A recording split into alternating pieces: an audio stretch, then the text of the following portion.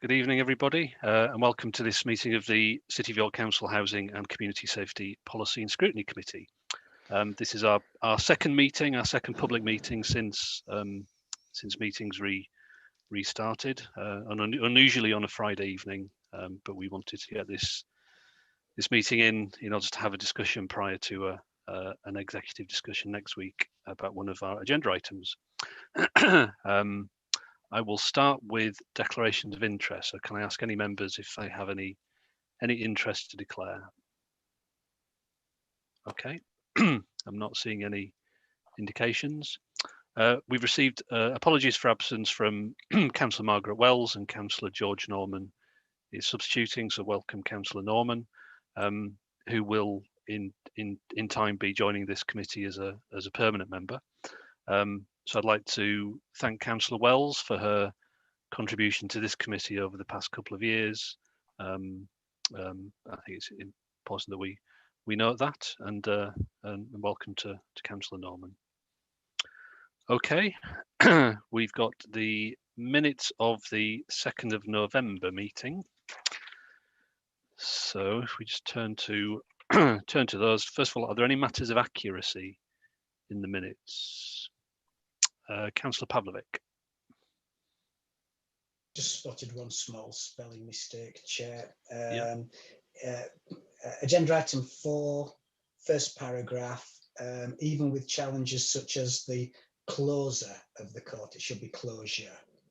Okay. Of the court. Just a minor typo. Yeah, that's fine. And second paragraph at the top of page 2, where it says premieres, I think it should say premises, but yeah, but there's no factual inaccuracies, just a few typos, but that's fine. So are members happy to approve those minutes? Okay, thank you for that. We don't have an item on work plan on this agenda, so I'll take the opportunity while we're still on the agenda item of the last meeting's minutes. Just to say our next informal meeting will be on the 16th of February. And I'll liaise with members before that meeting, but we're likely to have another session on affordable housing on new developments, which is, we agreed at a previous meeting, is a piece of scrutiny work that we did start that we do want to continue and complete. And we, at a previous meeting, we did agree the focus of that work, so we can crack on with that. Our next public meeting will be on the 23rd of March, so we've got a bit of time between now and then to decide what we want to focus on at that meeting. But then by that point, there will be some sort of standing updates that will be due to receive, particularly around community safety. And I've had an indication from one member that would like to cover under that item something on river safety. So if we can make a note, so we don't get to that meeting and then forget that request. So I think that deals with item 2, the minutes of the previous meeting. Now to agenda item 3, which is public participation. I'm pleased to say we've got a couple of speakers registered to talk to us this evening, both of which are on the environmental retrofitting agenda item. So if I can invite the first speaker, please, Tom De Simone. Are you there, Tom?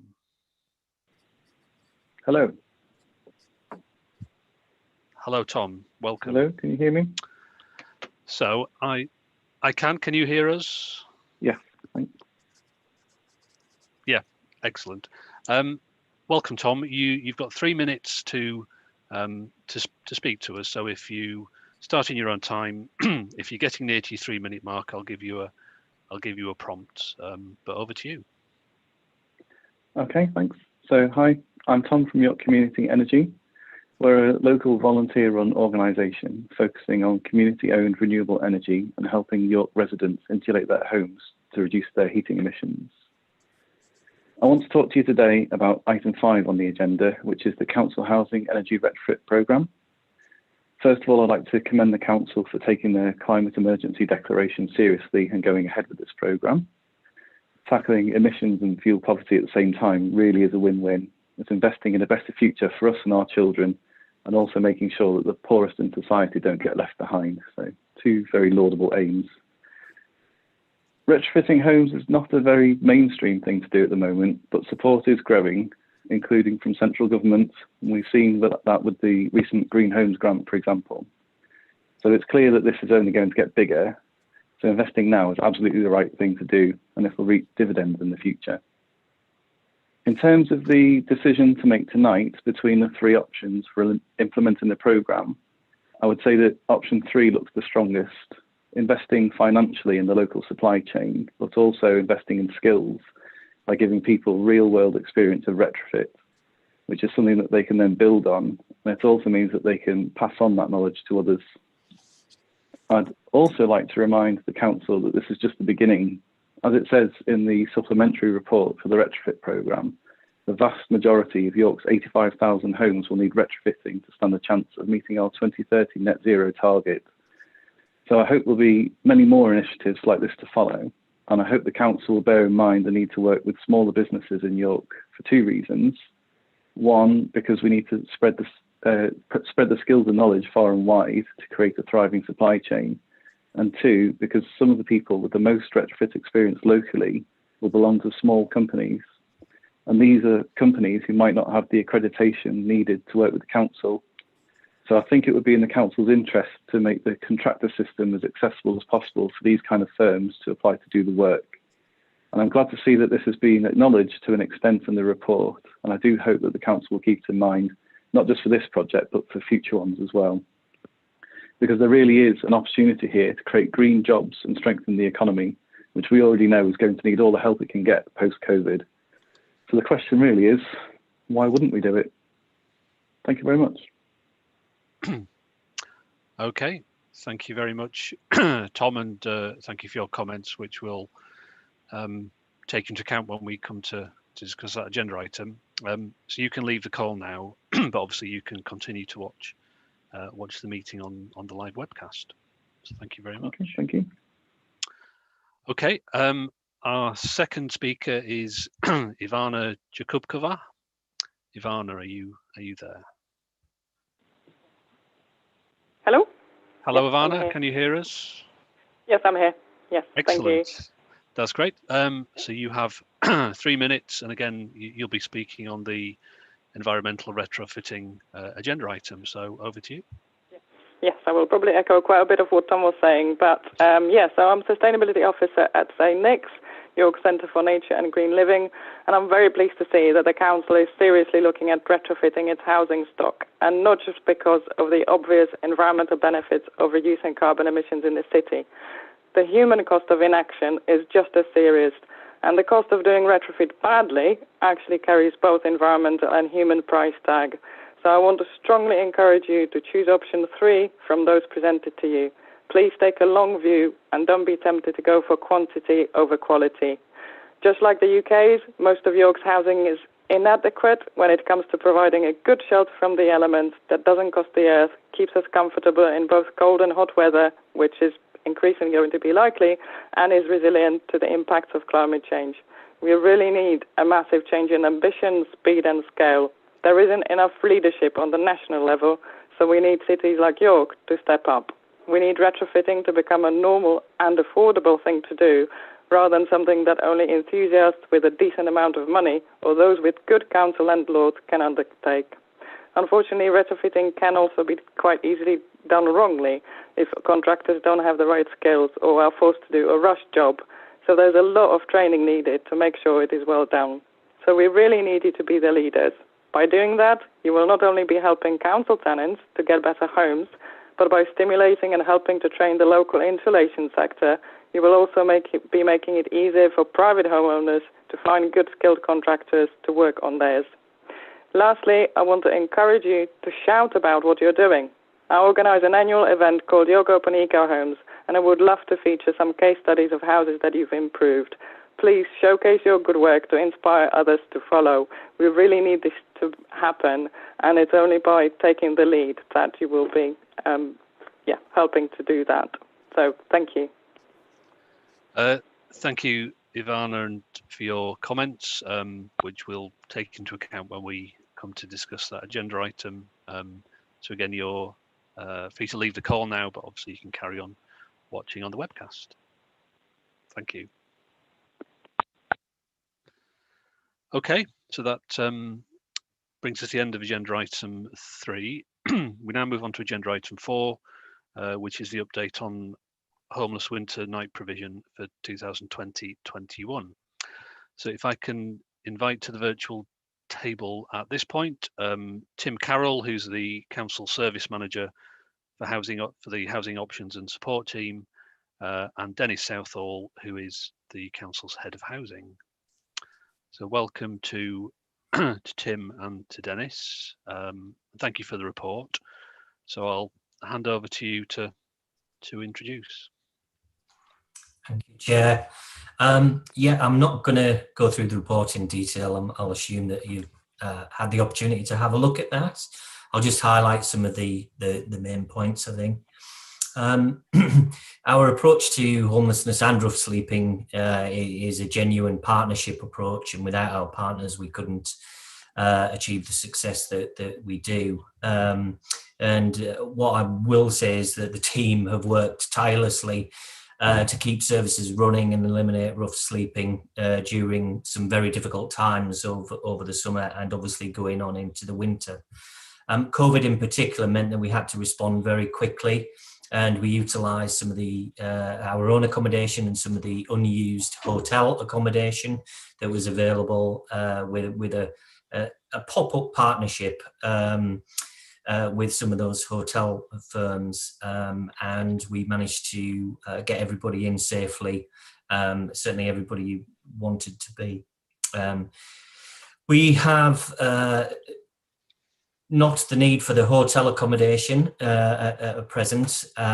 We have continued the provisions around COVID because of the requirements of COVID, and it means that we moved away from using any form of communal provision. And that was one of the main features of the emergency accommodation for cold weather that we annually introduced over the winter period. We moved away from that. That's obviously had an impact on the numbers of spaces that we have for cold weather provision in particular, but we're in the fortuitous position of having opened our James House hostel, and we are able to utilise some of the hostel accommodation that's freed up. And that accommodation is in transition to other uses, some of which will be redeveloped, and some of which will be sold eventually. So the normal numbers were 29. You will see the information provided in that report, and the result is that we've got 34 within buildings that we can use immediately, and obviously if need be we can tap into that hotel relationship, which we've maintained as well, and if needed we can do that.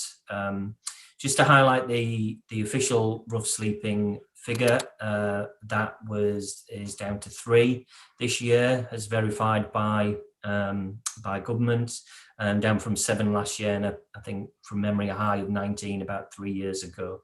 So that's a real achievement for the city.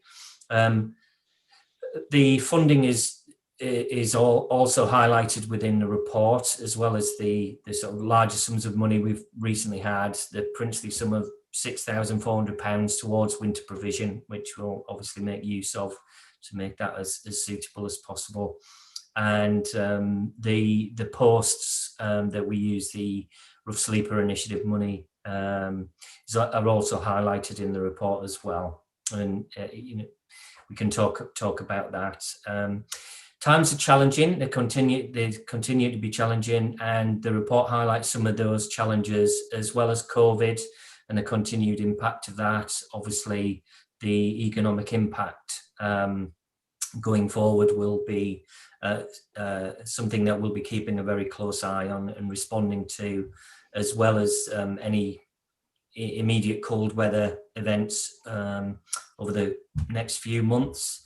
And obviously what we are doing, it's not particularly highlighted in this report, is that we're constantly looking at ways to expand the services that we have and work with ever more partners, both within the council and externally as well, to improve the services that we have, but also the provision that we have as well.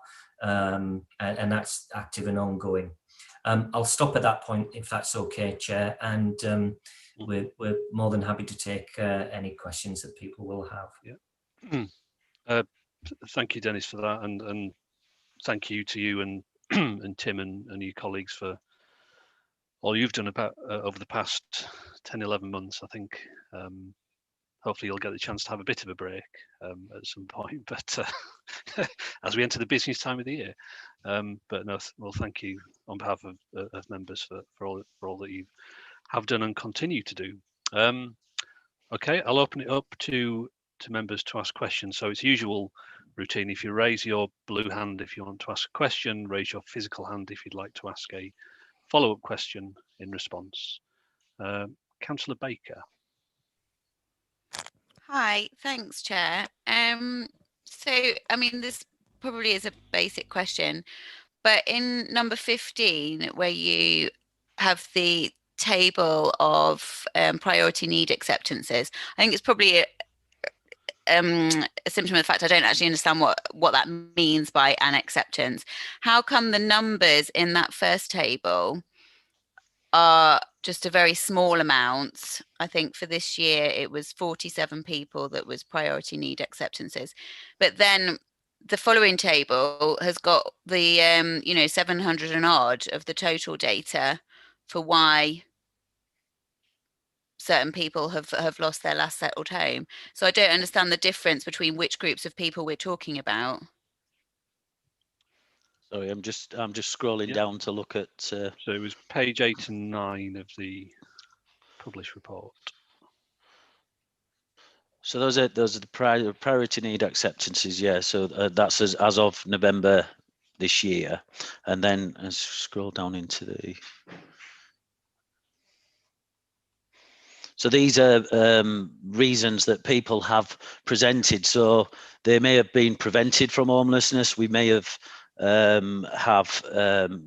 placed them in accommodation, but they're just people, and then there may be just advice cases as well. So I think that's probably why it's well, that is why it's more inflated number. Sorry. Okay. So what do you mean by a priority need acceptance?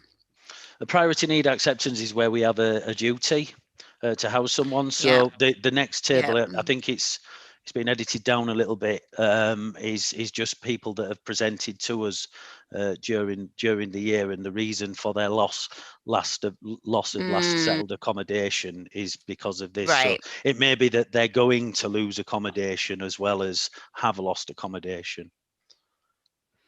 Okay. And just one other question then about, because there's a long list of reasons, it seems quite comprehensive. How come there's still quite a number of people, over 100, in the other reasons or not known section? Is it just literally because they haven't given you a reason, but you've still, I mean, these are run from reports off what we call Jigsaw, which is our reporting mechanism, which is pretty detailed, but it would be, I'd probably come back and find out a little bit more information about the other reasons for loss of accommodation. Yeah. Thank you. Okay, Councillor Musson, do you have a follow-up? And then it's sort of on the back of what Rosie said, because there's a big gap between the number of people who are reported as having lost a home, for example, for reasons due to domestic violence, and then the number of acceptances is obviously well below that, as it is in most of the categories. And I assume there's many reasons why anyone who's lost their previous settled home due to any of the reasons could then not go on to be accepted, including finding accommodation elsewhere. But I just kind of wanted to get a sense of what the most common reason for that is, because, or any sense of if you check back in with that person, because I'm thinking if someone's in a particularly vulnerable situation, as in domestic violence or some of the other ones there, if they've not ended up with an acceptance with us, where are they now? And that could be, you know, in a safe place, or it could be that they have gone back to where they were before, which might not be a safe situation for them. So getting a sense of that would be really helpful. So in terms of where like how we would perhaps follow something, I mean, sadly, some people do go back to sort of dangerous or tenuous situations, you know, around domestic violence. But the most sort of common factor where somebody would lose the last settled home is family license terminations, where somebody's asked to leave. I mean, domestic violence is one of those scenarios where it is sort of perceived as a homelessness issue, and it is, but the majority of domestic violence goes on in accommodation, and it's only the sort of far end of that we do become involved as a homelessness issue. Does that make sense? It's actually going on in people's housing rather than it being a homeless issue. And when it becomes a homelessness issue is when somebody's finally sort of decided that you know, something needs to change. Do you have a follow-up, Councillor Pavlovic, on that? Sorry, I forgot to unmute. Yeah, Councillor Musson's raised one of the areas of that table that I wanted to just have a bit of a deep dive into with you, Tim, if that's all right. And domestic violence was one of them. But to take the point that Councillor Baker originally raised, we've got 48 priority need acceptances. That priority need acceptance isn't the number of people that we've accommodated, is it? Sorry, I'm scrolling up and down here. So the 48, yeah, is that in the first? Yeah, 2021. Below is a summary of priority need acceptances and then reasons for the loss. Sorry, that small table at the top is throwing the entire thing. That is actually single homeless people and rough sleepers that have been permanently accommodated this year. Thank you. I do apologise. That's why I was getting a little bit confused. Yeah. And I did notice that the heading had gone off that. I think we were all under the impression that you were talking about we've only accommodated 48 out of the 720 up to now. No, those are that is resettlement category cases of probably the most complex and the most noticeable sort of homelessness issue is obviously rough sleeping is the sort of most visible aspect of it, and that is actually the amount of single homeless people stroke rough sleepers that have gone through the resettlement system this year is 48 into permanent social housing tenancies. Yeah, I do apologize for that. It's not a problem. So okay. If we go a substantive question as well. Yes, I kind of did. Yeah, absolutely. But on the table, there's a couple of things that jumped out at me as being on an already upward trend, and I just wondered if you could sort of talk about A, why you thought that was, and B, how we're able to address it if it continues to escalate at the same rate. So domestic violence, domestic abuse was one. In the whole of 2019-20, we had 60 loss of accommodations. This year, up to November, we've already got 57. And when we had a report, and I'm sure the rest of the committee will recall, from Community Safety at a previous meeting, they were indicating that there wasn't an increase in domestic violence referrals. So maybe they're not coming to the organisations, but they are coming to housing. Could that be? Would that be a reasonable reading of it? I mean, possibly. I mean, it would be interesting to look back on previous years. I mean, I think the thing to sort of say is that, you know, what if we was to go back sort of 5 years, for example, with these figures, there would be fluctuate. All of them would be quite dynamic, I think, in terms of some years there'd be more of one type of present reason for presenting to others, really. So it's not something that 57 figure is not something that's causing us major headache or concern at this point. We are managing with the DV cases that are coming to us. And again, if somebody's presenting to us it coming from a different area, then that's when we would pick it up. But if it's a DV situation in York, quite often that moves out of York as well, if that makes sense. So there'll be a combination of some people leaving the city to get away from it.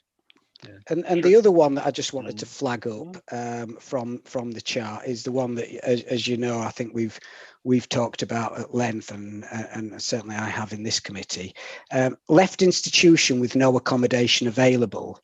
Last year we had 39 in the whole of the year. This year already, up to November, we've got 38. Is that a consequence of the way that you've had to manage the hostel accommodation with social distancing and COVID? I think it's probably a combination of that and the Homeless Reduction Act sort of starting to impact, and was having to accept more statutory duties around people, but certainly around people leaving prison in particular. But certainly this year there's been more of that because of COVID as well, and a lot more pressure on the service to try and find accommodation. And obviously things we kept our throughput going in. You can see that when with the figure of 48 people going into permanent tenancies, we have kept throughput going pretty well, but there was, particularly during first lockdown, a lot of difficulty with moving people through the system to create beds in what would historically accommodate people leaving institutions would be the resettlement service. That the beds were a little bit more silted up because of the pandemic, certainly. But you didn't see. Sorry, Tim. You didn't see. You didn't see a corresponding increase of people rough sleeping, though, which is positive, isn't it? That people, although they weren't able to go into it, they were able to find accommodation. Yeah, I mean, I think there was also additional resources put into the prison system as well, so that if people did have an accommodation issue, it didn't all just fall on the local authority. So there was almost like a bit of breathing space where the homeless prevention team in the prisons would source some temporary hotel accommodation. And I think one thing that for me as having to sort of find accommodation for people, which is presents its own challenges. One thing that has enabled us to do that is the acceptance of the use of hotels, because that does give you that breathing space in because a lot of these are unplanned situations, and to actually find suitable and sustainable accommodation, you need to have a bit of time to plan, and that's often very difficult, particularly on things like prison releases. And due to COVID, there was tremendous pressure within the prison system to release people so they could manage things safely in there. So that's a useful bit of learning to move forward, isn't it? I think so. Yeah, it was something that I mean, you only have to. The Everybody In initiative wouldn't have been as successful without the.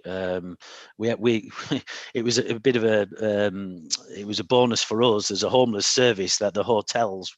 You couldn't go on holiday, so the hotels were looking. It was a reciprocal arrangement. In some ways they accommodated our customer group when we was pretty desperate, but also we kept them afloat, if that makes sense. Tracy, you've got your hand up. Did you want to add something to that? I just want to come back to Councillor Pavlovich about the domestic violence question, because clearly homeless presentation is only kind of one angle to look at that issue, and casting my mind back to the last meeting where we talked about it as a community safety issue. I think the message isn't that the presentations weren't there, but when we're in a situation of extended lockdown and a tiered and the tiered system, which presents difficulties then in finding alternative accommodation and travel between tiers, I think what we're seeing is only a very partial view of the issue. And the Police Crime Commissioner is extremely concerned, as are we, about the domestic violence issues and how lockdowns have impacted upon that. It is a national issue, which I think we've seen been of some concern. So I really don't want us to be complacent about the way in which that has manifested itself through the figures that we're looking at now. It has been a significant issue, and we need to be vigilant and paying attention to try and assist those suffering from domestic abuse, which has been exacerbated by lockdown situations. Yeah, very good point. Thank you, Tracy. So, Councillor Pavlovic, have you asked your blue hand question, or do you have your blue hand question? No, my blue hand question, as opposed to my supplementary questions, which I do seem to have dominated, was, I think the work that you've done, particularly under these very, very challenging circumstances this year, has been exceptional, and and I do commend everybody that's worked in it, both within the statutory services and within the voluntary and third sector organisations such as early intervention. What I am wondering though is about the long-term funding and additional funding that's been made available to the authority to help with the rough sleeping and with the homelessness situation. Is there a risk that you almost become a victim of your own success, and that some of the really great initiatives that you've been able to use that additional money for will be lost if there's not seen to be a homelessness issue? It's almost like a perverse incentive, isn't it, in some ways? Who'd like to comment on that? Yeah, I can comment on that. Yeah, that's fine. I mean, that is something that I've come across before in the past, but I think there's much more of an understanding now from the funding sort of areas within MHCLG that we've talked to them. Oh, he's frozen. So we got to talking to him. Yeah, it was just getting to the good bit, talking to the MHCLG. Oh, well. I'm sure. Dennis, can you? Anything you'd like to add? Yeah, I think what Tim was going to say was that we have an ongoing dialogue with MHCLG, and certainly, obviously as part of that, we try and find out as much as possible about the funding and the commitment to that funding, because that helps us plan. The feedback that we've had is that it's there for the foreseeable future. Obviously, the question is what is the foreseeable future? But there is certainly a commitment from government to keep that in place, and there is no talk of it disappearing.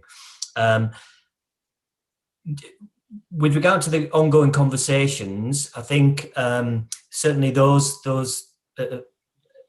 counterintuitively, those organisations that like ourselves that deliver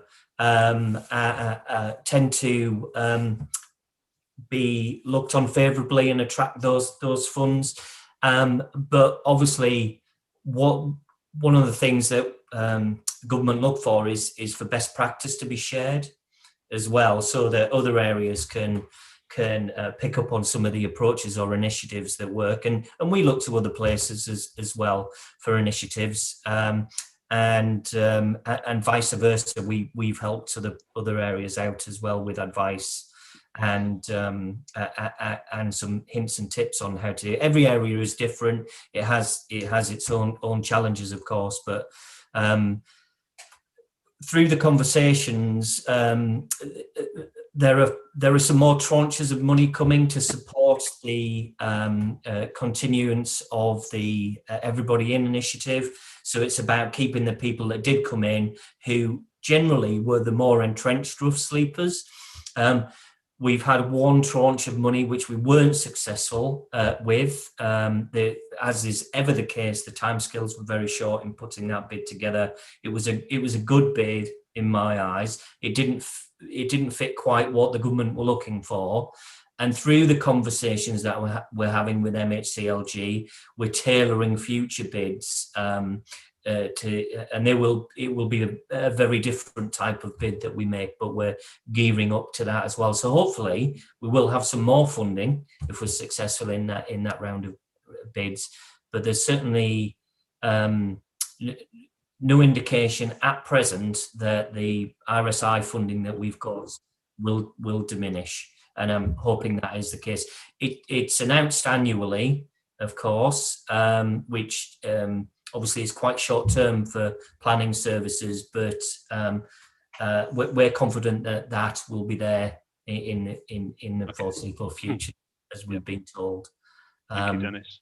Tim's back with us now, but I think I've covered the... Yeah, no, that's fine. I've got some more hands up. Councillor Vassie, then Councillor Musson.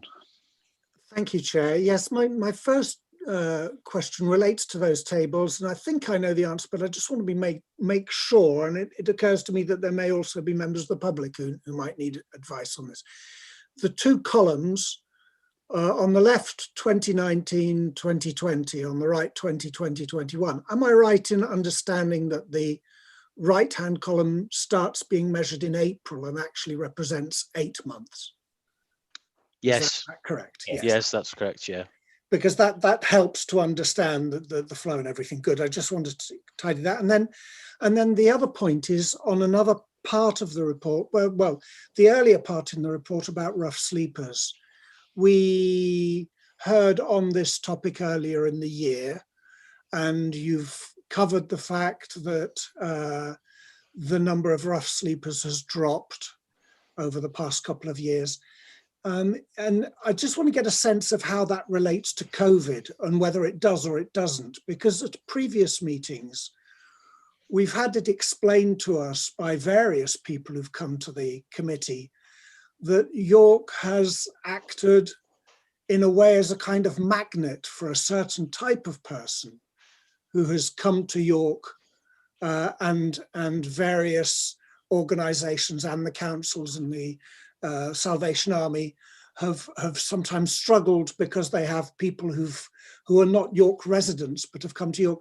I was just wanting to get a sense of whether COVID-19 has actually reduced the movement of people between cities, and whether that might be a contributory factor to the fall in the number of homeless people, or whether the fall is much more localised and to do with local people and homelessness.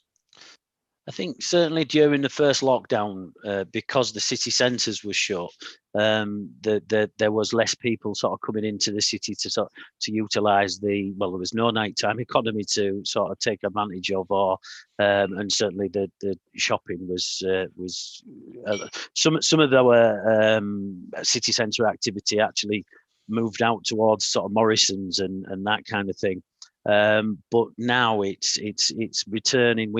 The picture of rough sleeping in York at the moment is very, very typically our what we would class as our entrenched rough sleepers, who are people that have spent years in York, sort of in rough sleeping situations, and now in services. And what we're dealing is with the majority of is people do appear, and the York people and the rough sleeping, and we resolve that usually fairly quickly. Then we do have an element of people that are now sort of migrating into the city for the older reasons again, as things start to sort of slowly improve around sort of shopping and that kind of thing.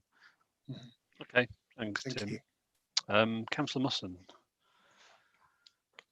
Hi, thank you, Chair. So I'm going to bang the same drum that I banged last time we talked about this. which is to ask you guys about specifically LGBTQ and youth homelessness and where that intersects, because the Albert Kennedy Trust has publicly stated that they've had a big increase of referrals. They've had to recruit a lot more support caseworkers during this time, and they've noted that particularly young LGBT people have increased vulnerability. And I think we talked about last time how this was a group of people who might be hidden under those larger categories, such as, you know, family not able or willing to accommodate, and friends not able or willing to accommodate. So I think I asked you last time whether you had any sense of how big a problem this was in York and if you're doing any specific work around that. So I'd like to ask you the same question, which is, since the last time that I asked you that question, have you done any work specifically to get a sense of how big a problem LGBTQ homelessness is in York? And if you have, what have you identified that you might need to work on a bit more? And feel free to say that maybe it's something that you need to work on a bit more. I think it's certainly Albert Kennedy has acknowledged that where they're based is really kind of limiting where they're contacting, but they've reached out a lot more with remote support lately and virtual support. So I think it might be something we could tap into as a council more than previously. That's my question. Thanks. Who'd like to have a go on that one? Tim? Yeah, I mean, I think you know, we do get people who come to us for assistance that are, you know, in that sort of customer base, and we kind of only know about the people that we either come to us or we come across. So if there's any sort of hidden homelessness, you know, there's potentially some work that we could do to explore that, but you know, I guess it's finding the resources to actually do that. Hidden homelessness is one of them things that no matter what, you know, what the circumstances is very hard to get a picture of. So if you do get specialist organisations that have got sort of experience in exploring that, I'd be very interested in talking to them. Yeah. I think just following on from that, it'd be worth reaching out to some of the groups in the city, the LGBT Forum being one of them. I suppose kind of asking the question, and you know, that they may have sort of soft intelligence about issues that are brought to them that perhaps don't come to the council. So it's certainly worth having a conversation with groups locally, perhaps about issues that they're aware of. I can see Dennis and Tracy have got their hands up, so they're wanting to add something. So Tracy, I saw your hand first. Thank you. I think it's a good point that in the information that we've presented to you today, there isn't any kind of analysis of other than the reason for presentation of homelessness. So there's no gender breakdown, there's no ethnic breakdown, and there's no attempt to understand the specific homelessness issues around LGBTQ. So I think that's something that we can take away, and next time we report back to you, we will have some further analysis in that. And I think take up Councillor Musson's offer of assistance with the specifics of advice and support groups that exist elsewhere that we can perhaps learn from. Okay. Dennis, did you want to add anything to that? Yeah, just to add, I think some excellent points have been made around that, and we are due to do a bit of a review of our strategy and the actions around that. So certainly we can include something definite around that and follow that up with some of the actions that have been suggested and making some of those contacts. Obviously, one of the things we want to do is develop the service so it helps people in ever more and better ways in the future, and takes account of individual circumstances as far as is absolutely possible. Yeah. Thank you. Can't see any more hands, so just one final question from me. Paragraph 17 talks about the challenges associated with people with complex needs and finding move-on options. I'm just really wanting a sense as to the nature of those challenges in terms of for people who are ready to move on, is the main challenge capacity in other part in the wider system in terms of longer term accommodation, which means that these are people who are staying in homelessness accommodation longer than they would want to or need to. It'd just be helpful to understand from your perspective where you see the blockages and obstacles in the wider system. Yeah, I mean, it's a housing is when you get somebody that's homeless, it's the most visible deficit or issue that when you talk about somebody with complex needs, it's very obvious that they're homeless, and often it's seen as the solution, but actually it's not. You can give somebody accommodation, and they can still either be homeless in their mindset, or there are other more pertinent factors that have contributed to them being homeless than actually bricks and mortar, if that makes sense. So I think it's about support packages, and those being robust enough to react to any crisis. A good sort of case studies of this, as we've quite successfully rehoused complex individuals using a housing first approach, but they have sort of comprehensive multi-agency support packages in place that are not just about housing support workers supporting them to pay their bills as well. They've got mental health workers that support people to manage and ensure that their mental health is managed in better ways than perhaps what they were before. Likewise with offending, so probation, police, and I think it's just ensuring that the resources are there for those support packages to be in place long term. And sort of, and also some specialist type accommodation provisions as well. Sure. Yeah, no, thanks for that. Councillor Pavlovic, did you have a supplementary? Yeah, thank you, Chair. And in much the same way as Tracy mentioned about the analysis of LGBT, I think it would be really interesting for this committee to be able to understand more about that wraparound service that Housing First and MEME can offer, because I've seen it in action, and it is that holistic. It's taking the individual as a whole and their needs, where sometimes the perception is that it's just about a roof over their heads, and that is incredibly important. But if you're going to have a successful transition from the streets to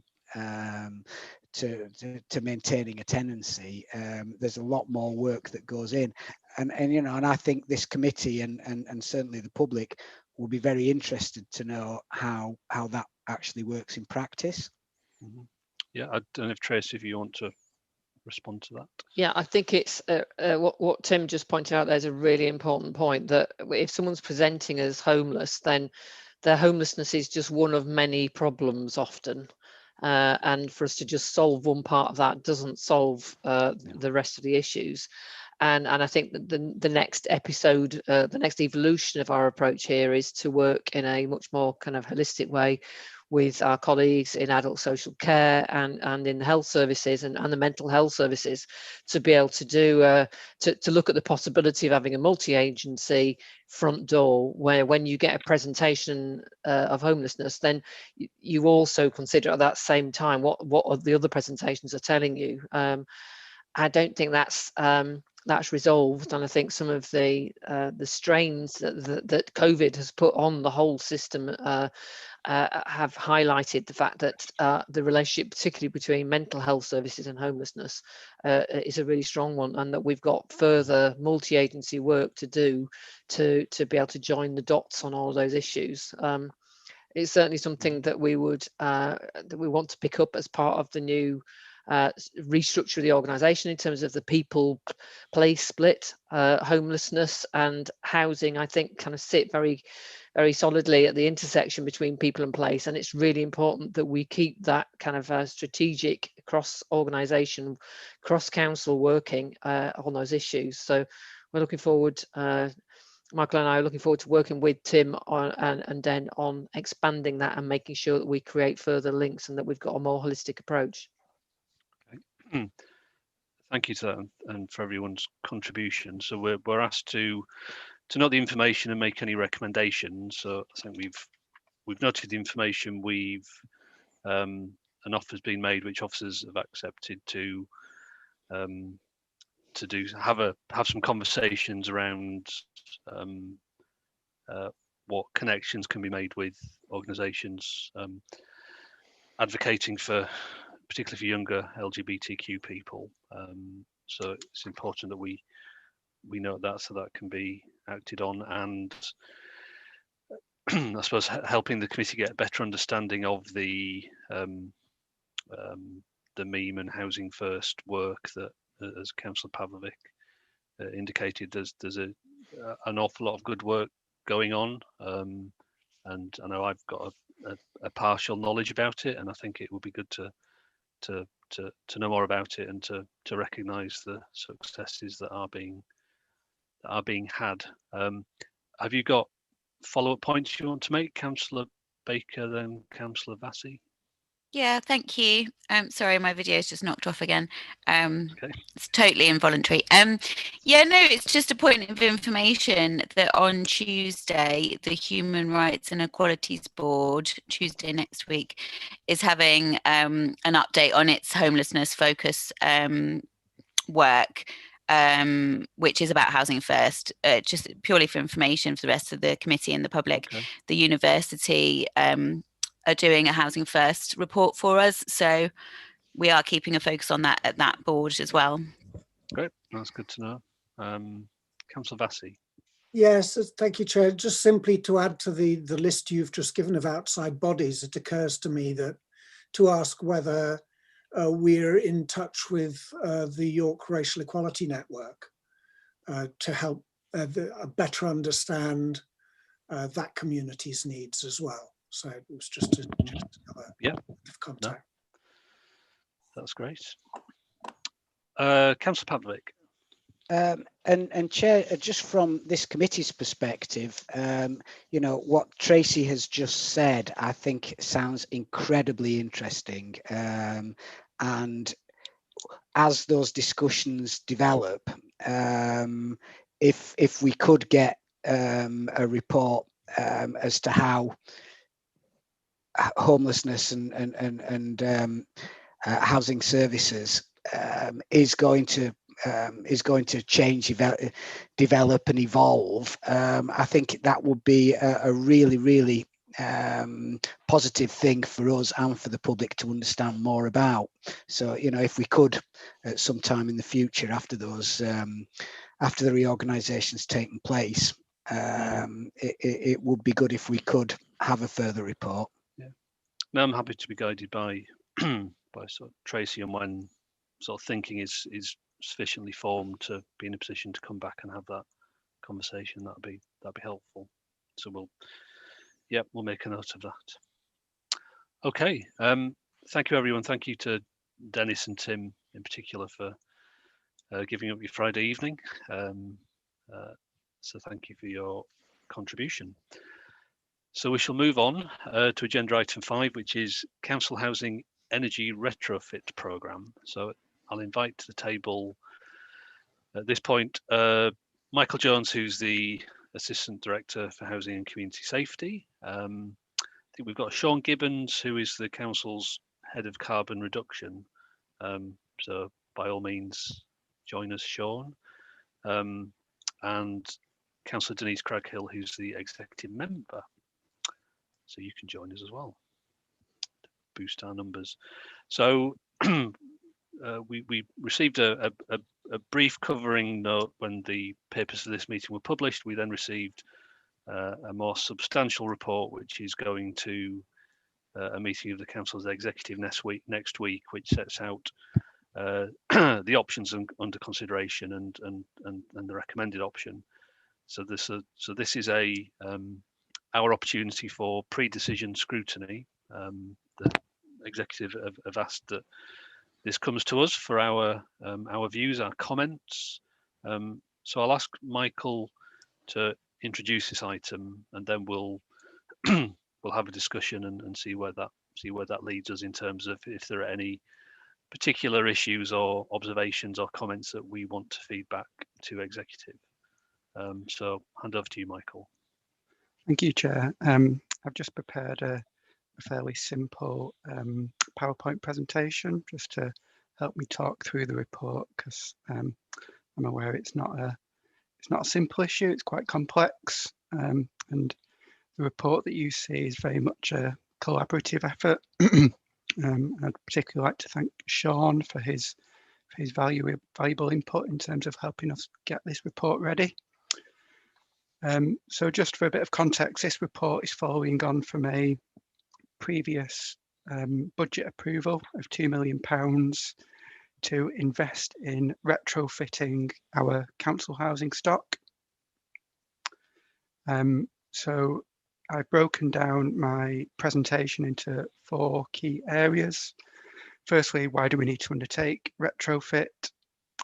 What are the key challenges in doing that? What are the options for overcoming these? And these are presented as 3 options, which will be going to executive and which we're seeking your views on. And then just as a bit of context around what we are already doing in regards to domestic energy efficiency.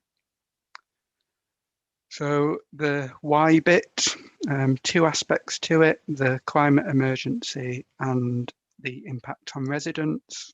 So some fairly simple information that we're probably all quite aware of, but good to repeat in terms of getting the full context for this report. So York has declared a climate emergency. In response to that, we've said that we want the city to be carbon neutral by 2030.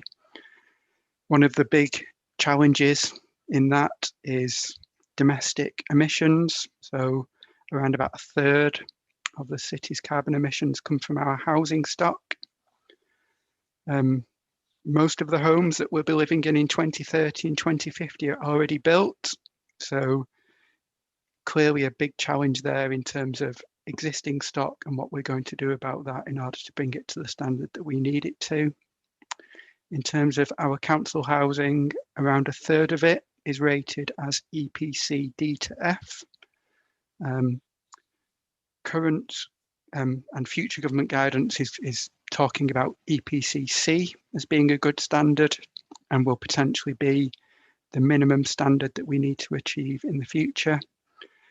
So despite investment in things like 2nd generation double glazing, cavity wall insulation, loft insulation, energy efficient boilers and some air source heat pumps, 1/3 of council housing stock is below that standard.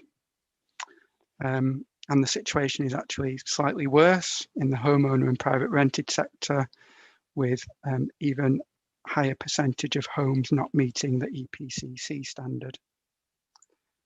In terms of the impact on residents, evidence suggests there's about 9% of households in York who are in fuel poverty.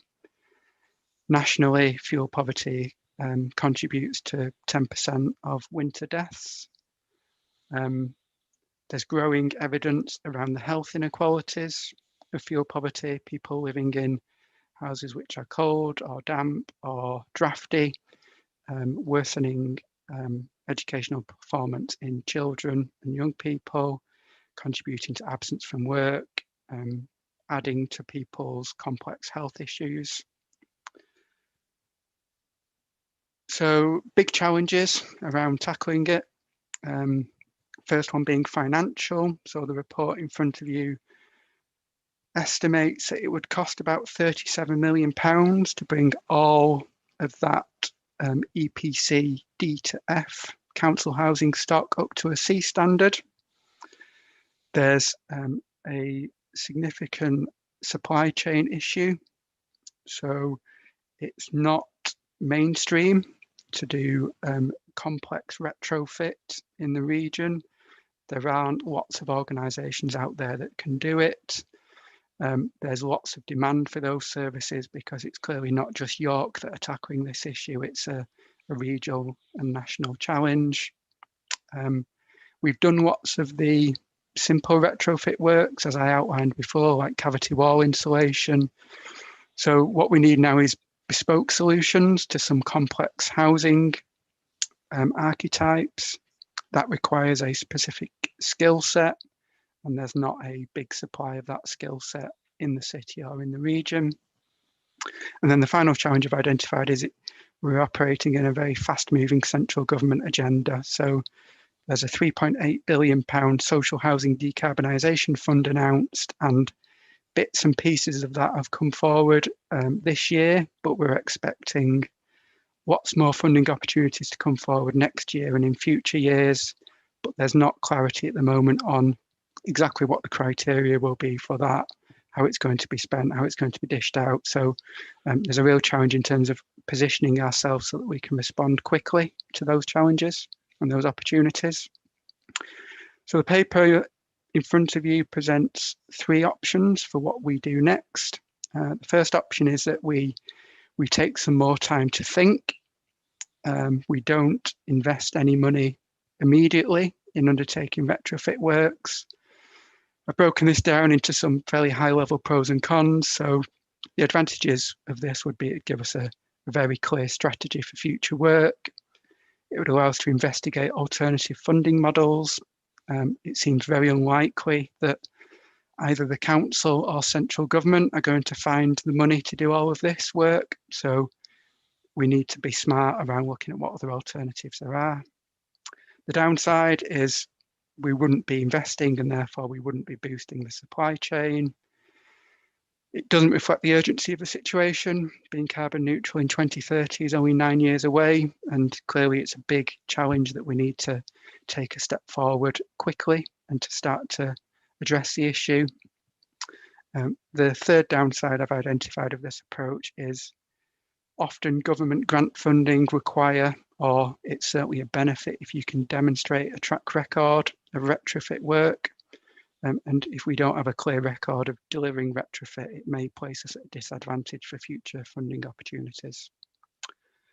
The second option is the opposite of that. So we don't take a long-term strategic view and we commit the entire £2 million capital budget to retrofit works as quickly as possible. The advantage of this is it would be a short-term stimulus for the supply chain. We would be investing that money in the area. It would boost companies' ability to, it would encourage them to provide the services we need, the stock that we need. It would improve the skill set of our partners and of the council, and it would reflect the urgency of the situation by getting on with it quickly.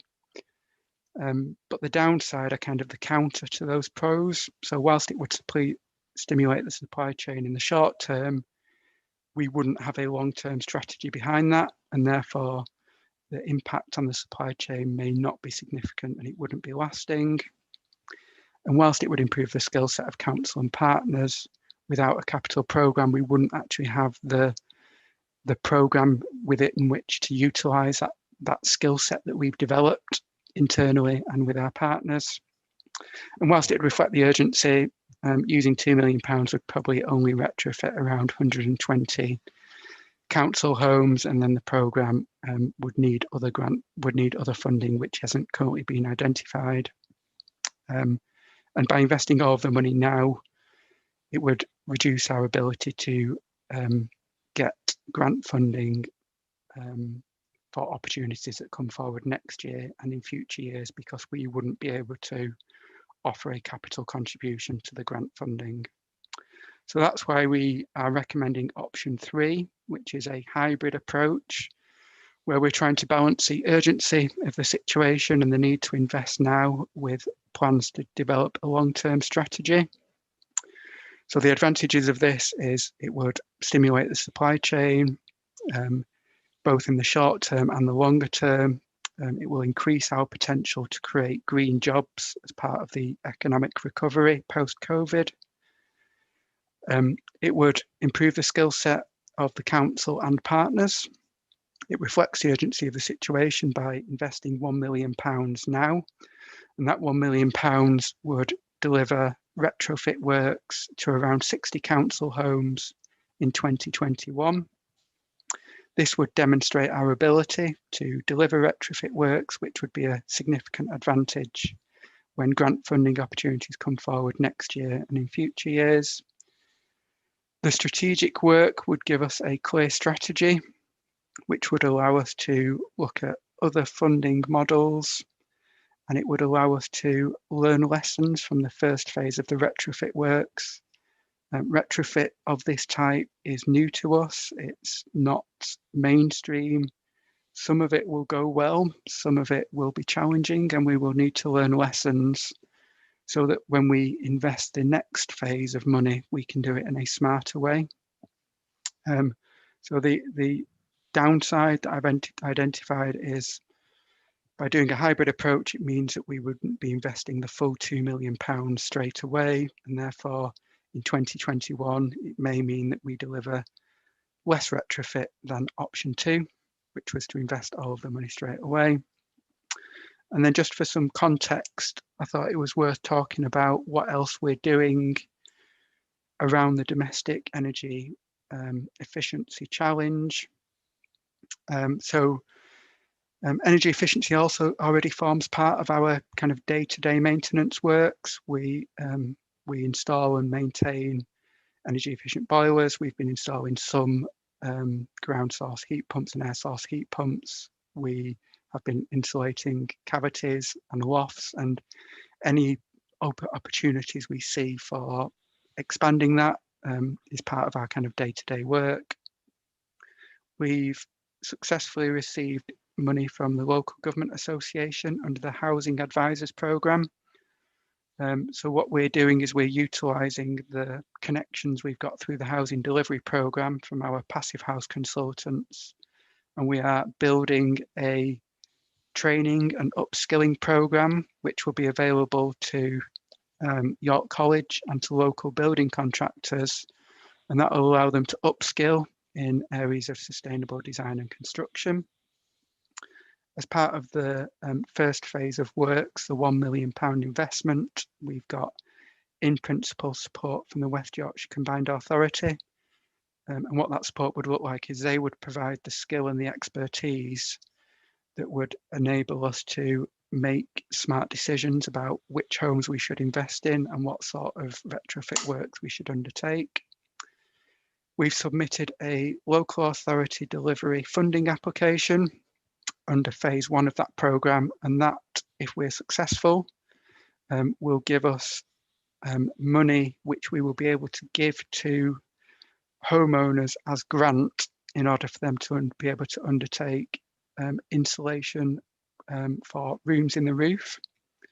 And there's a second round of LAD funding coming forward in January, which we're currently developing a bid for, which may allow us to invest additional money in council housing retrofit, as well as private rented sector and homeowners. The other bit of work we're doing is we're exploring joint working with neighbouring authorities. Every authority we're speaking to want to address this, but there aren't enough skills to go around for everyone to have their own kind of specialist expertise. And it's clearly important that we develop good working relationships with neighbouring authorities so that we can share lessons learned from works, and also just to share skill set and knowledge. And then the final thing that we're doing is our housing delivery programme is zero carbon in use. So we're negating the need for retrofit on the next generation of housing that we're delivering. That was it from me. Thank you. Okay. Thank you, Michael, for that summary. So, members, I suppose what's be helpful if you think of any questions you have on the options presented that will sort of help shape your view, and then we'll just invite general observations, comments.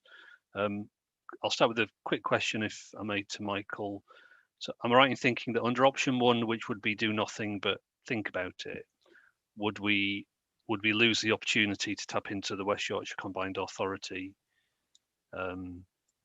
advice? Because obviously we wouldn't. We would, yeah. So Yeah, that is time limited. So yeah. in order to comply with that, it requires us to sign the agreement within the next few weeks to have selected the properties by June and to have completed the works by December. So it's a short turnaround for complying with that. Okay, no, that's helpful. Thank you very much, Councillor Pavlovic. Thanks, Chair. I'm going to ask a really obvious question. What does environmental retrofitting actually entail? You've talked about the stuff that the council's already been doing. What would this involve as an extra, if that makes sense? And then I've got some other questions, but I just thought I'd ask that one. I thought I'd ask the basic one first. Yeah, I missed that one off.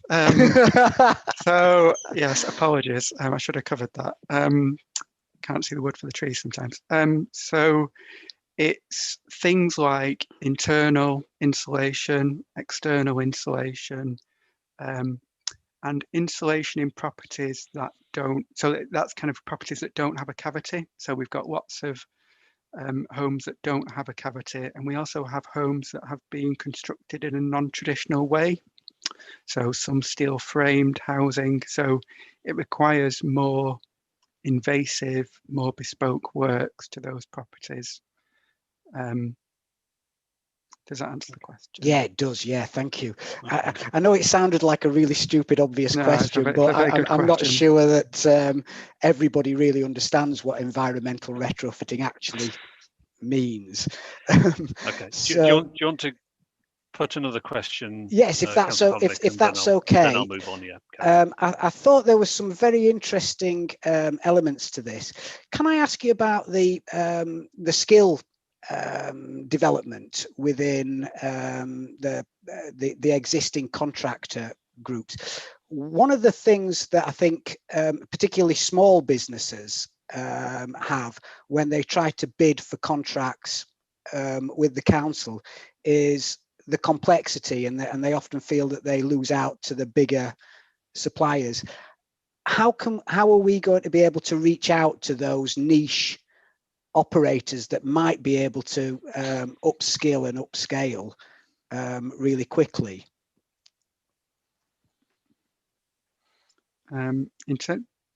Tracy's unmuted, so I didn't know she was about to speak. In terms of really quickly, I guess that's a big challenge, because we have a procurement strategy, we have procurement frameworks, we have procurement rules, which doesn't allow us just to go to a local contractor without going through a process. We currently have a procured partner in Engie who are currently proposed to undertake the phase 1 works if we do go down that route of investing £1 million now. So we have that supply chain lined up for the initial works, but clearly if we're going to do much more, which is what we all believe we need to do, we're going to need more resources, more support than that.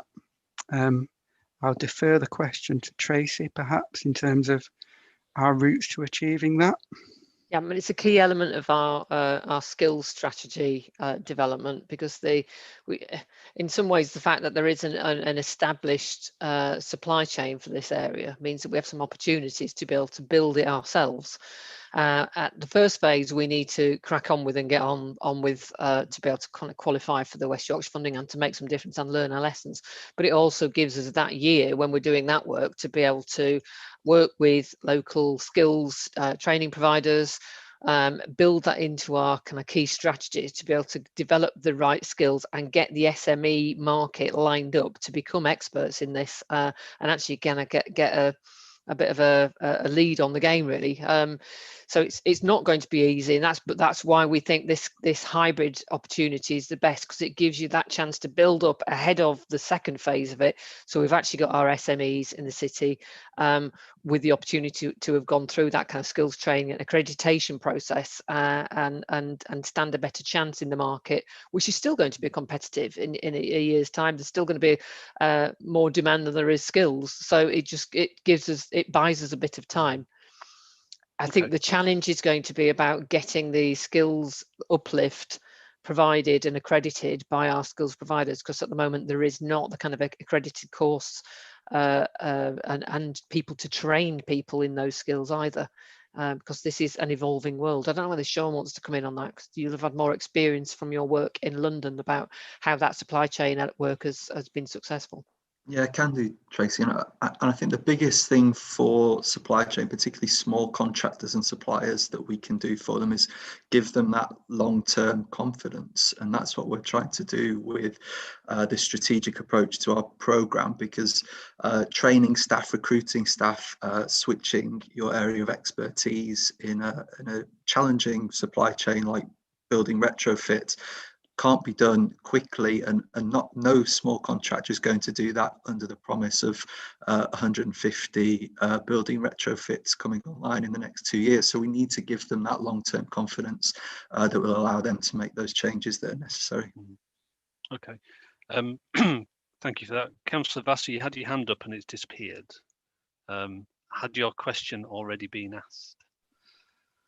Yes, the questions I had already been asked, and I had a few points to make, but I realised they weren't questions, so I didn't really. That's fine. No, well, you've hold the thought. Hold the thought. Councillor Mason. Thanks. Probably similar to Councillor Vassie in terms of making points, but I think the potential in terms of the economy stimulus and, you know, training up young people, which is probably going to give them a job for the next 40 years if we get this right. But one thing I was just going to stress was, obviously in the past the council's done some really good work about getting small businesses onto the council's, you know, supplier books and everything else. And just really to reiterate how important that is. I know we've lost one building company in York that specialised in this type of thing, and eco buildings, quite recently because of the pandemic. So I think just putting as much effort as we can into supporting small York businesses to be able to tender for this work would be great. But that's it for me. Okay, thank you. Councillor Musson. Thank you, Chair. Yeah, I think this is a really helpful way of setting out the options, and I especially appreciate that the One Planet addendum that's been sent to us as well. I think that's really useful. I think from what's been presented tonight and what's in the report, it seems like option 3 is looking really promising. I did notice that in the report in point 41, it says this option is successfully delivered, and it got me thinking about what kind of challenges or risks do you see to successful delivery of option 3 if we go with it? What are the biggest risks to it not going through the way we want and delivering those carbon savings? And what support would you need from the council to mitigate those? Okay, Michael. Yeah, so I think the WICA support, which comes part of option 3, is absolutely vital. So what that is, in effect, is they have procured expertise in the field, and instead of the grant being money, it's that in-kind support. So we have the ability to use experts in the field to help us plan our works. So we've already shared with them a lot of our housing archetypes. So we've got a real variety of archetypes in York that all require different bespoke approach, and they've started looking at them and they will help us decide what the retrofit solution is. So having that expertise goes a long way to mitigating that risk, because we don't have that in-house expertise at the moment. In terms of beyond that, in terms of the risk, then we have ENGIE, who are experts in undertaking the works. This won't be new to them. So having the expertise provided by WICA and having a experienced contractor like ENGIE on board should mean that the works are carried out as per planned. I guess there's always a small residual risk around, you know, you design something, you model something, and then you do the works, and it's not always 1 + 2 = 3. It can always vary slightly, but I think we're in a good place in terms of mitigating the risks and putting us in a really good position to be able to do that work successfully. I think Michael's covered the risks on the first phase there. I guess the bigger risks on the second phase, the third phase, the fourth phase, and the fifth phase, and however many phases it takes to get beyond that, are they're kind of commensurate with the bigger risks to our economy. So COVID and Brexit are going to be big challenges for everything, but particularly for the development of a new sector. I think I've raised the training provision issue there of actually having the courses and the trainers to accredit these skills in the market. And then the nature of the way in which government is releasing funding on this, it's likely to be insufficient to complete the task. But at the moment, the way in which they are releasing it is in very, very short bursts, where it's difficult to actually get those longer term market development benefits. And it's also incredibly difficult to respond in a reactive way. So I think that the bigger challenges are the bigger ones that we face on just about every question we've got. But I think having taken this approach, we've at least able to kind of crack on with learning some things whilst we try and tackle some of those more difficult issues. And I think the point that Councillor Mason made, we are already losing companies in the city to those economic strains. We're going to have to work really closely with the sector to be able to build strength around this, to be able to help support existing businesses and grow new ones. I'll ask a quick follow on that, on the kind of the risk mitigation point. I think that there is a risk that that we get the engagement with tenants wrong, which may impact on our ability to deliver the programme if it's approved in the way that's anticipated. So it'd be just be helpful to have some sort of assurance around how that will be managed, so that sort of residents are sort of brought along on the journey and are engaged with and consulted and involved. Yeah, so that the full details need mapping out, but we've started the thinking. So we're working with Julie Hood, who is employed by us to engage with our residents. So we're working with her to develop a strategy.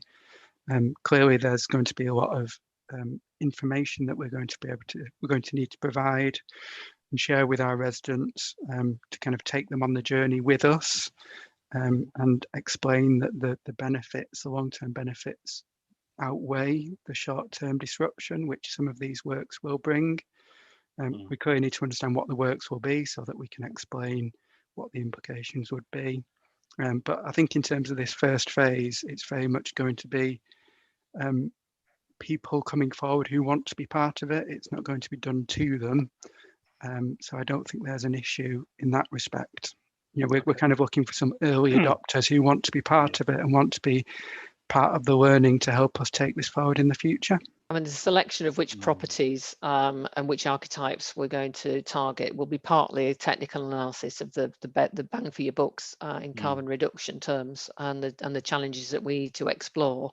But it will partly be about the customers, the residents and their needs, both in terms of the environment they're currently living in and fuel poverty, and their willingness to kind of go with the journey and learn alongside us.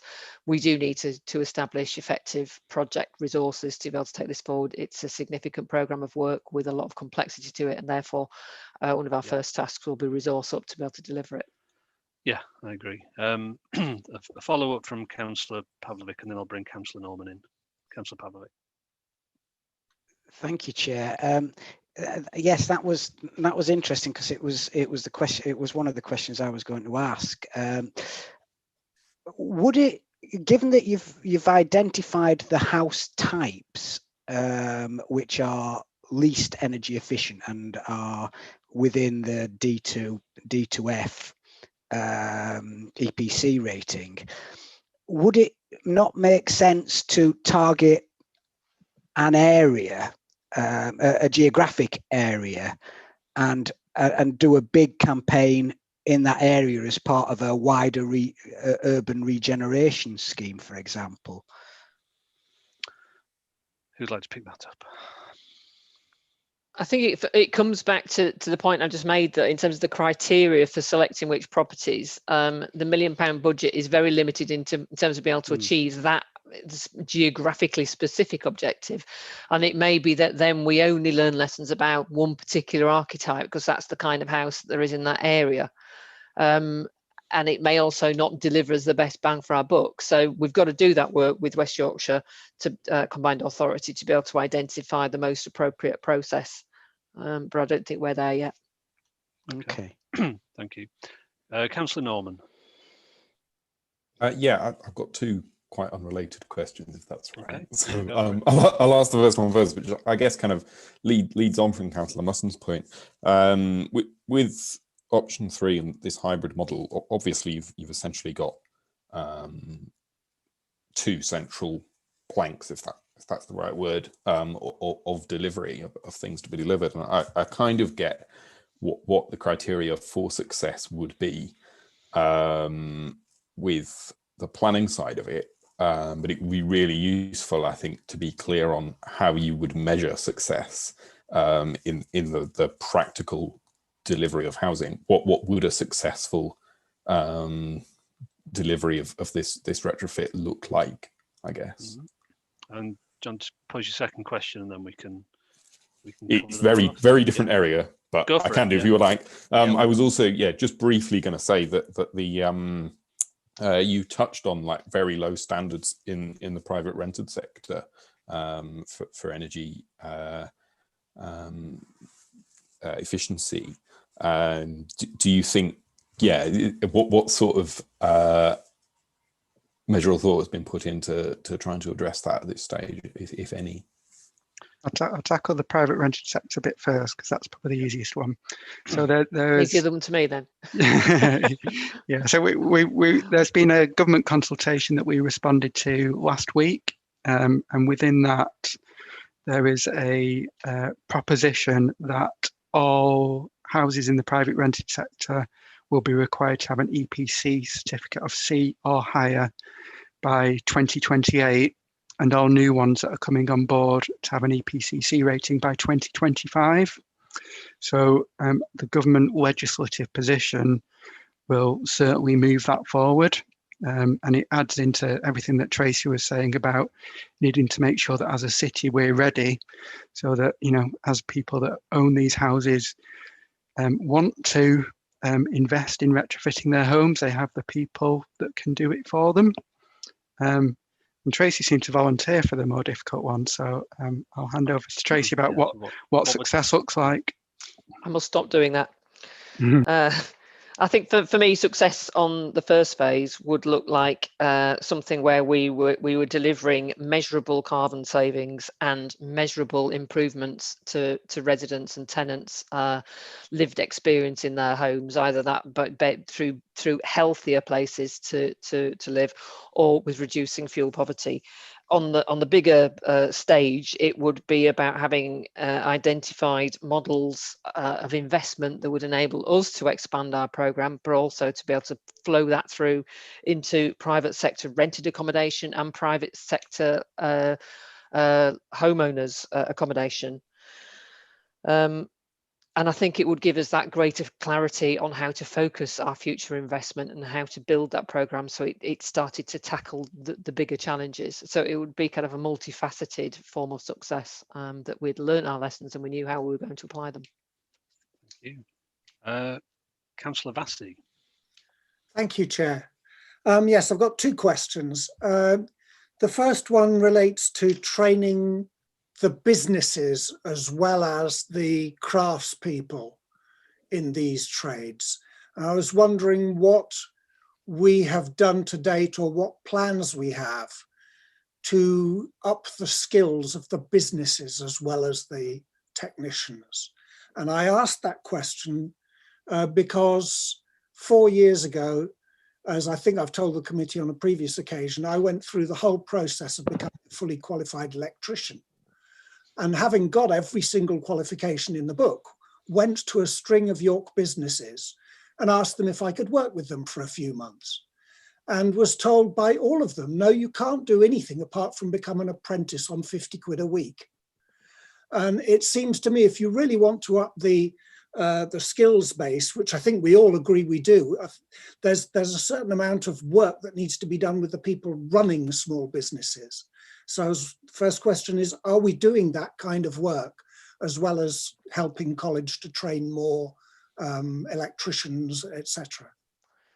We're not doing it at the moment, no, but as part of our intentions around the skills development agenda, part of the skills strategy is working with sector development bodies, so particularly on the construction industry, to work with national bodies about their future skills program and how they work with businesses in that sector. We would also hope to be able to do that with local businesses to enable them to identify the future opportunity.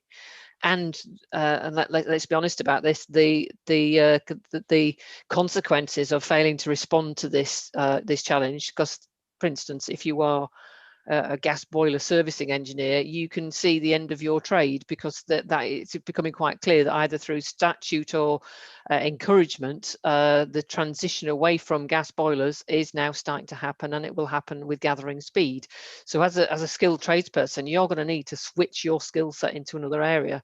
So it's getting businesses to identify what is happening around them, getting trade bodies to be able to support that skills development, getting the skills providers to create those training courses on a suitable timescale, and then getting our young people, retraining our existing workforce to be able to take the opportunities that this offers us.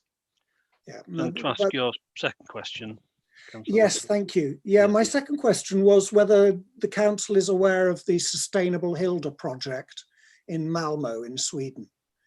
And I asked that because that's a project that was designed to transform the energy efficiency of blocks of flats for 3,000 residents. And I produced a film about it a few years ago, but it's a fantastic model of consultation and working with residents to transform a building. So are you aware of it? And if not, would it be helpful to have the details of that particular project? Sorry, the only Hilda that's made it onto my agenda this week is Hilda Ogden and the 60th anniversary of Coronation Street. I'm not familiar with that one, but I would be really interested, because some of the challenges we'll face with our not so high rise, but we do have some flatted and apartmented schemes where we need to consider the technical challenges. Many of those will have private residents in them as well as our own tenants, and therefore it's got to be done by engagement, and it's got to be a kind of a coalition of the willing. So I'll be very, very interested to look at that. Look at that work. I'll send you some links. Great, thank you, Councillor Vassy. Councillor Pavlovic. Thank you, Chair. As this is a very welcome opportunity to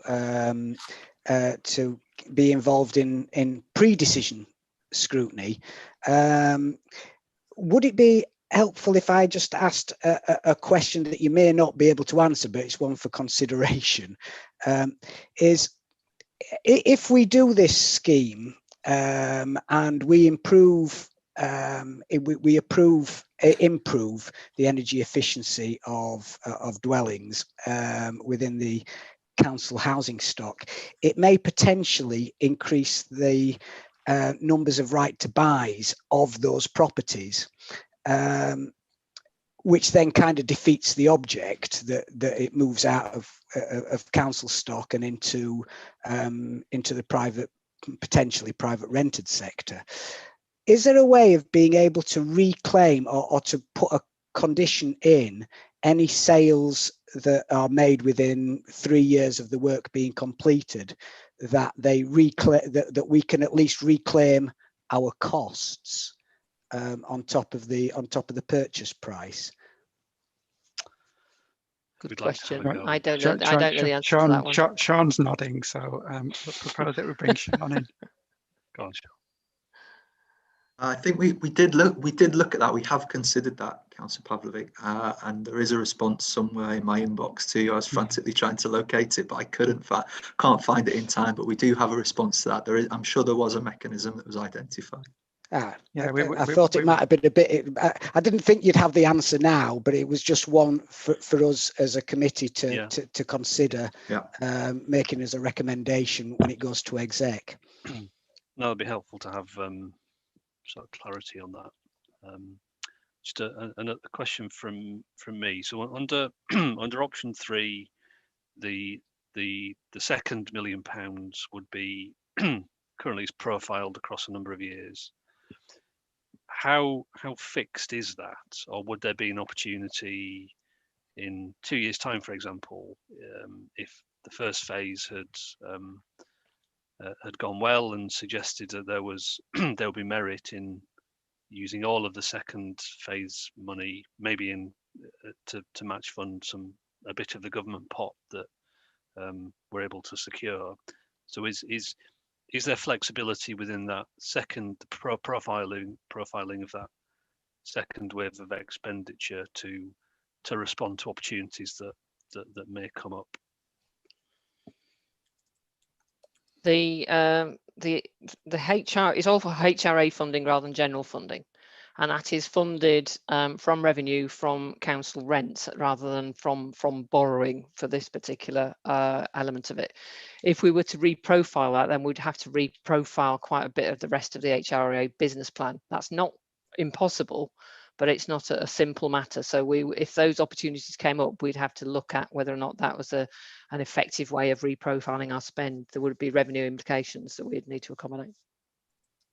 I think that's right, isn't it, Michael? Yep, that's correct.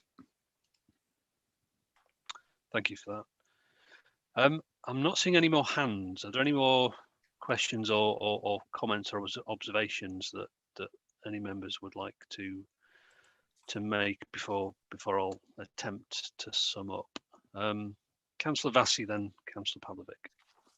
Thank you, Chair. Yes, I certainly have a number of comments. I would strongly support option 3, and I've found all the arguments persuasive and that. I think it's really important to have a long-term strategy that works with our zero carbon pathway in order to be going somewhere purposefully, rather than just trying to do a bit here or there. I also wanted to say, I think it's really important that we avoid silo thinking. And I know that's always difficult in any of these, in any large organization.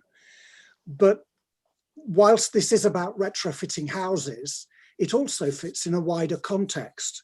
So I'd just like to touch on a couple of the things we discussed at the Climate Change Committee on Tuesday that I think fit into this.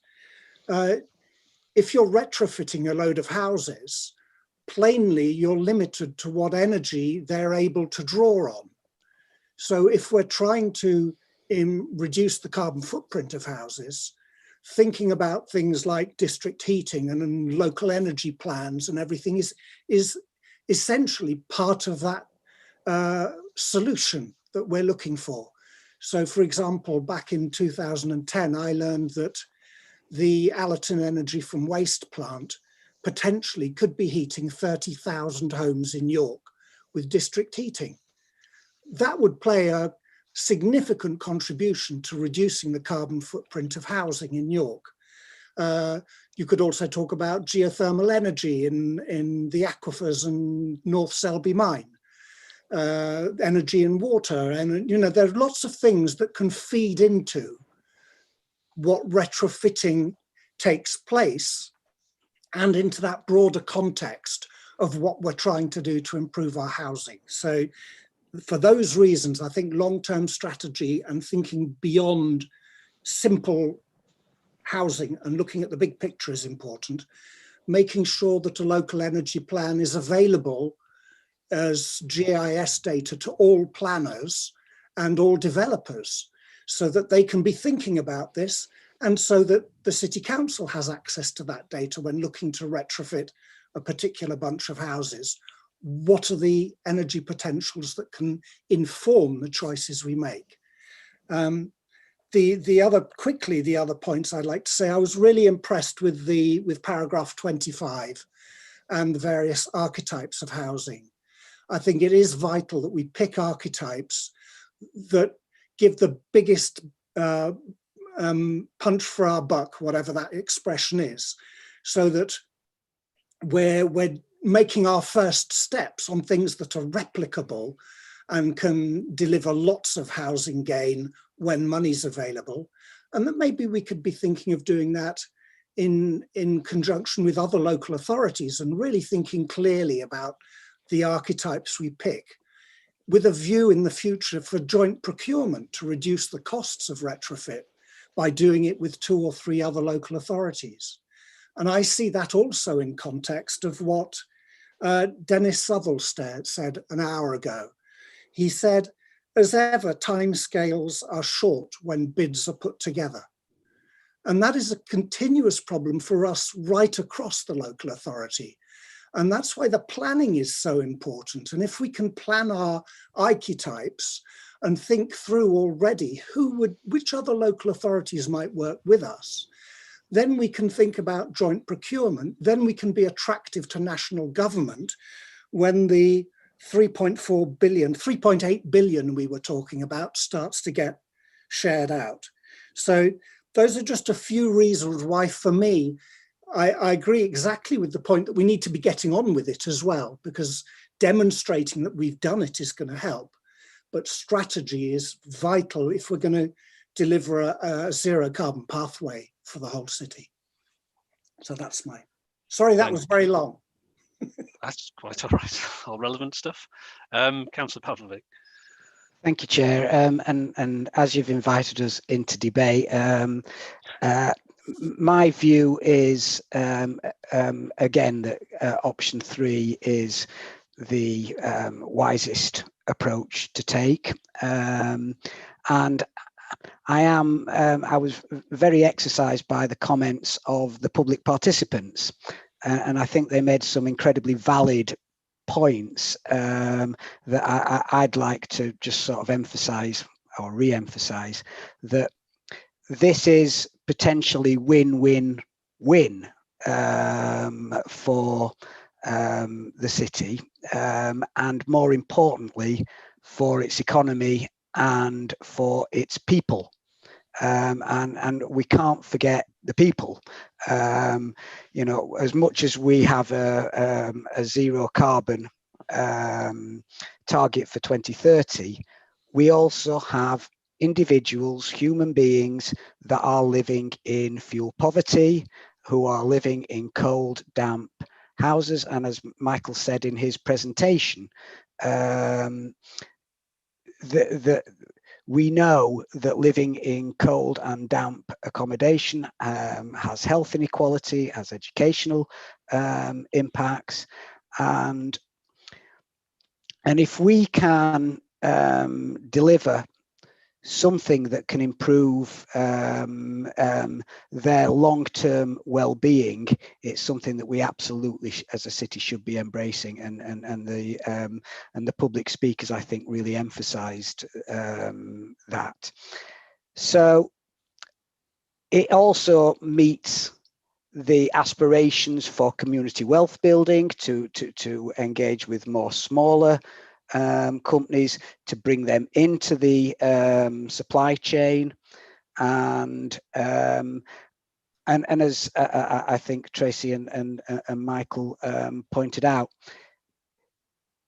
heating and energy will change in time, and if we can be an exemplar, if we can be a driver of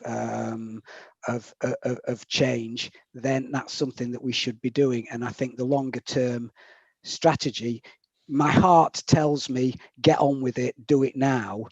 My head tells me that this approach is by far the most sensible, because I think it does achieve both objectives of delivery and a longer term planning. So certainly my recommendation would be for option 3. But if we are going to make recommendations to executive, I would like some consideration of the supply chain and focusing on smaller local businesses with the employment of apprentices, but also in respect of that if properties are then subject to right to buy post retrofit, that we can at least recover our expenditure. Mm-hmm. Thanks for that. Councillor Baker. Thank you, Chair. Just a quick comment really in support and to thank the housing and carbon reduction officers that we have with us tonight, and to Tracy for your amazing commitment and enthusiasm for this and all the work that's gone into it so far. You have filled me with confidence that it's going to be a long-term, sound and exciting investment. But so just, I know Councillor Pavlovic and Councillor Vassi talked a lot about some of the energy saving and the fuel poverty reasons, but I just wanted to reiterate the point about it being just an opportunity employment wise and for skills, not just for young people, for the next generation, of course, but for reskilling and retraining people that have lost their jobs. I think this could be just a great opportunity to start up a new way of thinking about industry, and I'm really excited to be able to take this back in terms of the skills strategy as well to the Education Committee. And I think giving that time to build confidence in these new construction methods and really being working regionally as well. I think it's a great idea to do the hybrid option. So thank you. Thank you. I think I wouldn't disagree with any of what's been said. I similarly think option 3 represents a balanced approach that delivers progress whilst giving us flexibility to respond to new opportunities as they come along. I think for me, I think it's going to be very important that this is seen as a very much a person-centered project. Houses aren't just buildings, they're places where people live, and it's going to be critically important to bring residents with us on this and use this as an opportunity to demonstrate to private landlords and to homeowners an exemplar that they can pick up and they can adopt, because as the report makes out, the council-owned properties are a relatively small percentage of the total number of properties in the city, and to achieve our ambitions, it needs to go beyond council properties. So we've got an obligation, but we've also got a massive opportunity to make the best use of this opportunity to bring the city along with us. So I think in the mood of the meeting seems to be support for option 3, particular to note really the enthusiasm for making sure that in learning the lessons from the first phase, which from what Sean was saying, I think that we're clear who the contractor would be that will be doing that work. But I think the mood of the committee is to use the opportunity of the first phase to really put in the effort to bring on board and to train and to involve local SMEs who, without whom we would struggle to deliver at pace and scale in future phases. So I think I get the sense that's the key outcome that this committee would like to see.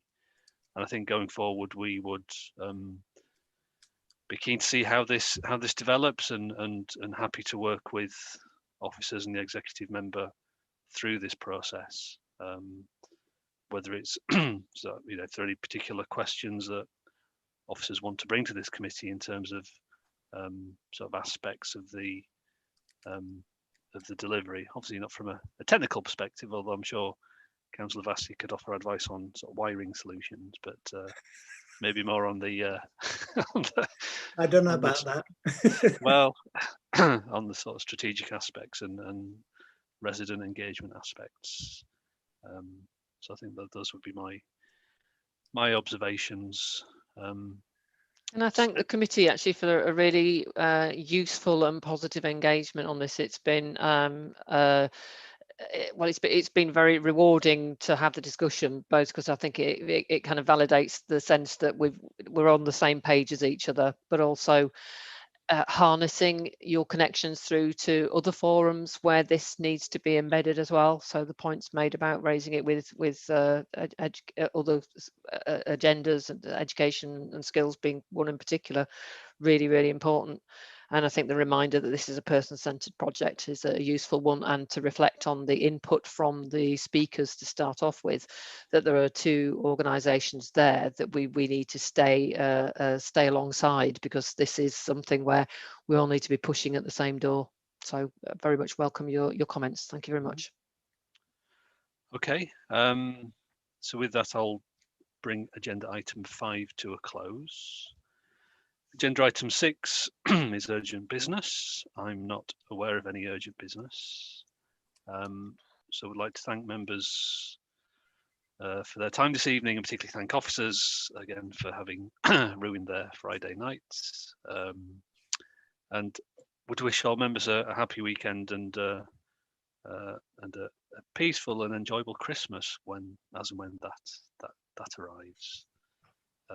But thank you, and take care of yourselves, and see you next week. Thank you, Stephen. Good night.